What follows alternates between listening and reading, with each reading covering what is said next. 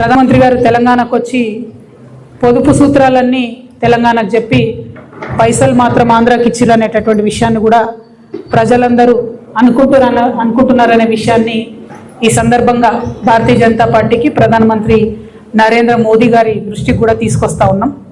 మరి ప్రధానమంత్రి గారు వచ్చిండ్రు, మహిళా బిల్లు మీద ఏమైనా చెప్తారేమో అనుకుంటే మహిళా బిల్లు మీద ఏం చెప్పలేదు. కనీసం మళ్ళీ రీఇంట్రొడ్యూస్ చేస్తాం, కనీసం సెన్సెస్ అయిపోయిన తర్వాత చేస్తామన్న విషయం చెప్పలేదు.